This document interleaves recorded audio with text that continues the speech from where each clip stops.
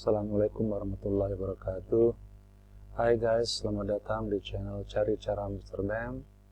Di channel ini kalian bisa menemukan solusi untuk masalah-masalah pembelajaran kalian. Tema kita kali ini adalah kontrak perkuliahan untuk mata kuliah Developing Language Assessment.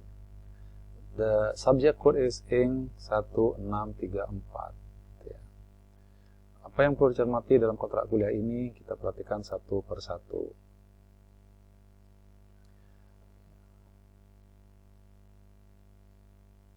The first one is about tujuan mata kuliah. Tujuan mata kuliah. Mata kuliah ini bertujuan membekali mahasiswa dengan keterampilan mengembangkan berbagai jenis tes bahasa dan cara memvalidasinya. Pada akhir semester diharapkan mahasiswa menghasilkan produk instrumen tes bahasa sendiri sebagai supplementary assessment instrumen melengkapi tes yang disertakan dalam buku siswa. Jadi targetnya adalah Anda mampu membuat tes bahasa dan memvalidasinya. Ya. Jadi tidak tergantung pada tes bahasa yang ada dalam buku-buku cetak siswa. Deskripsi mata kuliah Developing Language Assessment, ini muncul ya. Mata kuliah Developing Language Assessment adalah kelanjutan dari mata kuliah Language Assessment. In the Language Assessment, we have talked about theory, what is language assessment. But in the subject Developing Language Assessment, we do practicing Developing Language Assessment. Jadi kita di mata kuliah ini praktek. Berbobot 2 SKS diberikan kepada mahasiswa program studi pendidikan bahasa Inggris semester 5. Kegiatan perkuliahan mata kuliah ini adalah praktek terbimbing. Praktek terbimbing. Please pay attention to this point. Praktek terbimbing, pengembangan instrumen untuk asesmen bahasa dan presentasi produk instrumen tes bahasa Inggris SMP dan SMA sederajat. So it will be your activity developing assessment in the form of practice. Ya, tugasnya nanti beruntuk praktek tes bahasa terbimbing dan Anda akan mempresentasikan hasil praktek Anda atau produk Anda di depan kelas. Soal yang ditargetkan untuk Anda kembangkan adalah untuk setingkat SMP dan SMA atau sederajat. Isi mata kuliah Developing Language Assessment berisi topik-topik review materi bahasa Inggris SMP dan SMA sederajat. So before you are able to develop language assessment for SMP SMA, you should know first their material. Apa sih cakupan materi mereka? Disitulah Anda akan belajar untuk membuat soal-soalnya. To know how is the model of questions for their level, you need to review soal-soal bahasa Inggris SMP dan SMA sederajat. Jadi selain mereview materinya, Anda juga mereview soal-soalnya seperti apa, lalu mereview kriteria soal yang baik according to theory. We have talked about this in the last semester. Lalu praktek mengembangkan instrumen assessment. Setelah Anda mereview semuanya dan paham, lalu mulai praktek mengembangkan assessment. Setelah prakteknya Anda buat beberapa item, kemudian Anda praktek mengukur keabsahan atau kesahihan atau validity, keterandalan atau reliability, tingkat kesukaran atau level of difficulty, dan daya pembeda atau item discrimination index. Di mana teori-teori ini sudah kita diskusikan pada mata kuliah Language Assessment semester yang lalu. Tugas-tugas. Ini penting, tugas-tugas. Tugas terstruktur. Setiap mahasiswa wajib mengerjakan tugas-tugas terstruktur yang diberikan oleh dosen dalam kaitannya dengan reinforcement materi perkuliahan. Tugas terstruktur berupa pengukuran tingkat validitas, reliabilitas, tingkat kesukaran, dan daya pembeda instrumen assessment. Setiap tugas terstruktur setara dengan 1 SKS. 1 SKS 60 menit waktu belajar, kita ubah dalam pertemuan kita 50 menit kita muka Tugas terstruktur diberikan setiap akhir sesi pengembangan instrumen untuk dikerjakan di rumah dan disajikan di dalam forum diskusi kelas. Ini tugas terstruktur mengikuti topik-topik perkuliahan. Tugas mandiri, tugas mandiri dikerjakan berkelompok ya. Tugas mandiri bukan berarti tugas sendiri-sendiri. Tugas mandiri berarti tugas yang tidak terbimbing, tapi dapat dikerjakan dengan berkelompok.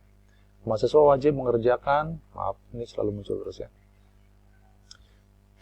Mahasiswa wajib mengerjakan tugas mandiri secara berkelompok yang diberikan oleh dosen di awal semester untuk diserahkan di akhir semester. Ya, nanti kesepakatan waktunya ada di dalam materi perkuliahan.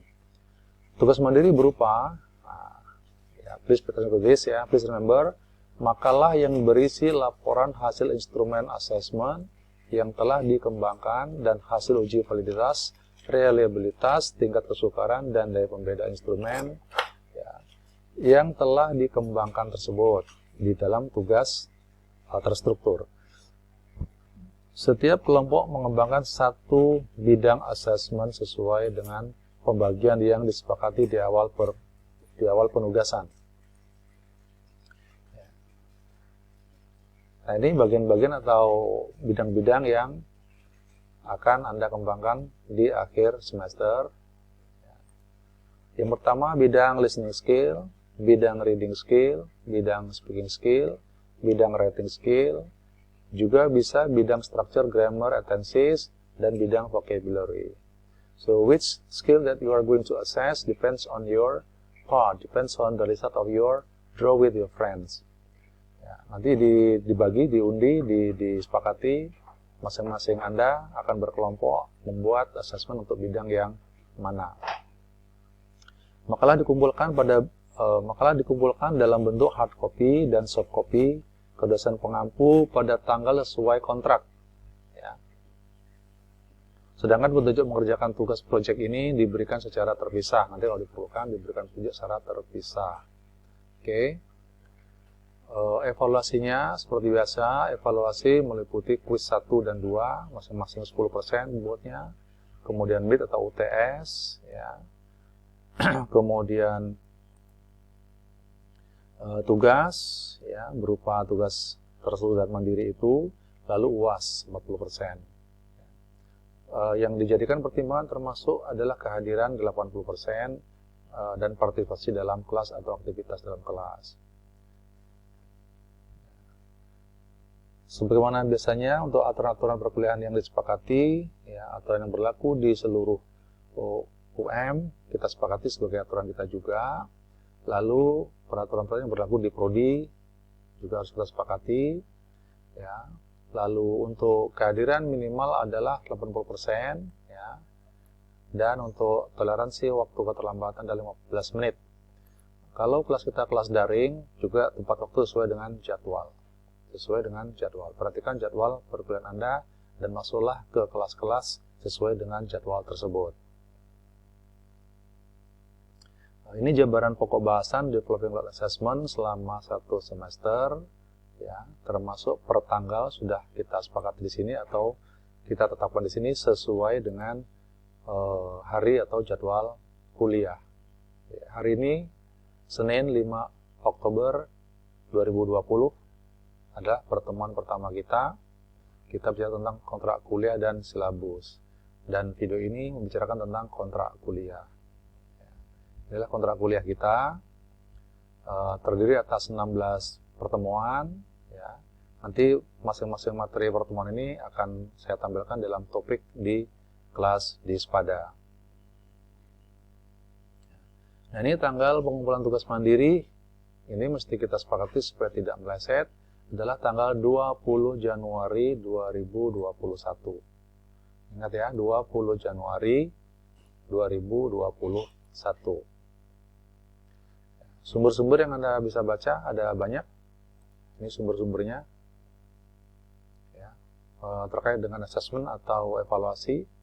Ya, nanti bisa dicari juga sumber-sumber yang lain. Nah, kontrak kuliah ini nanti akan saya print dan akan Anda tanda tangani, ya, diwakili 2 orang teman Anda. Ya.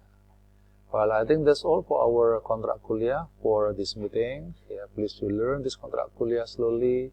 You see again this video to know well about the content of kontrak kuliah and pay attention to the assignment, also the date of the meeting. Yeah. Yeah. Thank you for your joining this video. Kalau Anda ada pertanyaan tentang ini, silakan tuliskan di komen. Dan apabila Anda suka dengan video ini, silakan berikan tanda like. Dan jangan lupa subscribe, supaya Anda menjadi orang yang pertama mendapatkan informasi yang terbaru dari channel ini. Karena subscribe adalah gratis. Ya. Saya hitung dengan 4 hitungan, silakan klik tombol subscribe.